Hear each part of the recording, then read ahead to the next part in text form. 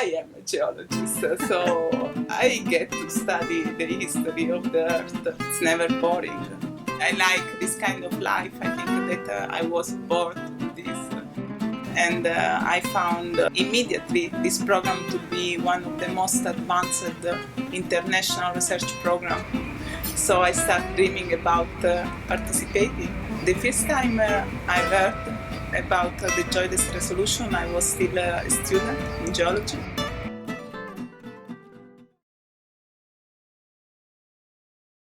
So we are here to study the South China Sea, how this ocean open, how it formed.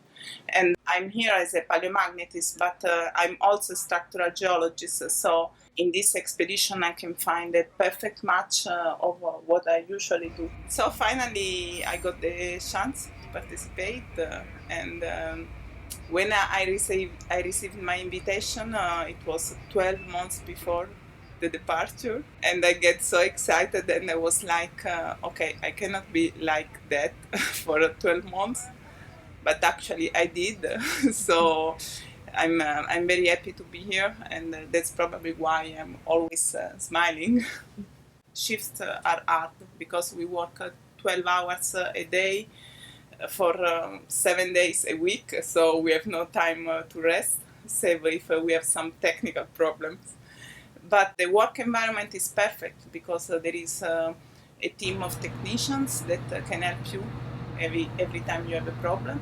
I also like this planned day because I get up in the morning, I go to the gym, then a shower, breakfast. Actually, I have lunch for breakfast that I love. I mean, it's kind of a perfect life. But of course, it can be challenging. Official language is English, but we all are from different countries. So sometimes it can be hard to express yourself if you are not mother tongue, or can be hard to understand the others' accents. Also, it may be difficult to have a moment to be alone if you need to, because ship is very crowded. But I had just one tough day, and on that day I keep finding chocolate on my computer every time I was leaving my poststation and come back. So actually that helped me out because I found out that people were caring. Oceans do not form all in the same way. That is maybe what we thought several years ago when the theory of plate tectonic was invented, but then found out that we can have different mechanisms, and apparently this South China Sea is very peculiar. So that's why we are here, trying to get samples and see what rocks we find. We expected to find particular kind of rock that is serpentinite, that should indicate a margin that opens to extension of the continental crust without many magma. But actually we found a lot of magma, lot of basalts, and it's not what we were expecting. That's the juice of discovery, looking for something and finding something else. So finding something different than expected, for me that's very exciting. What is a paleomagnetist? Yes, please. I studied the ancient Earth magnetic field that is recorded in the rocks we are sampling, because magnetic field of the Earth wasn't always as it is now. Now we define it having a normal polarity, but in the past it was also reverse and normal and reverse and normal and reverse again. So if we measure the magnetism of these samples, that actually is a very weak signal, but we have a very special instrument that is called superconducting rock magnetometer. We can detect this signal, and we can see if these samples are normal or reverse, and reconstruct a polarity scale and compare this to the official one, and so determine the age of the sediments or the basalts. I'm curious. And I think the curiosity is fundamental to be a scientist and a researcher. So I like when, for example, after days or months of thinking about a particular topic, after all the field work, the lab work, and the processing, I finally get to the answer, or maybe I find something completely unexpected. The work environment always changes, so I'm not always in an office or from 9 to 5. My office can be the mountains, the field. In this case, my office is the South Chelsea. It's also true that it's never ending. There is always something in the background. If we are doing some research, we never stop. We never really stop thinking about it. What advice would you give a young person who is considering pursuing science?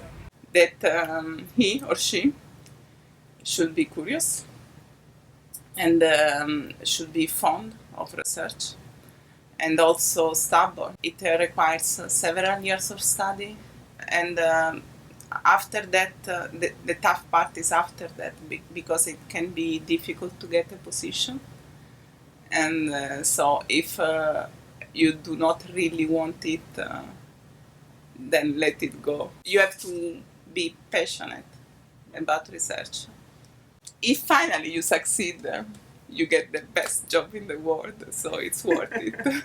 What do you wish the public understood better about science and the process of discovery? That science do not always have an immediate response, so it can be abstract, but actually it's fundamental because most of the things we have in our life, internet or penicillin or X-ray, were discovered by accident or maybe while the researcher was pursuing something else. So it's difficult to understand why, but it's fundamental to keep going searching and trying to understand. And actually, because lately, for example, a lot of attention is on the outer space. So we spend a lot of resources in investigating what's in the universe, and that's perfectly cool. It's very important, but we still know so little about what we have under our feet. And actually, I like to think about a tweet that an Italian astronaut wrote on internet, on Twitter, of course, when she was in the space. Samantha Cristoforetti, she's an Italian astronaut, so that's why I was following her. And she posted this beautiful picture of the Earth, writing, I wish I was a geologist to understand a little bit of the history of our planet. And so imagine an astronaut that this may be in the imagination one of the coolest job you can think about, an astronaut wishing to be a geologist. And actually, I am a geologist, so I get to study the history of the Earth.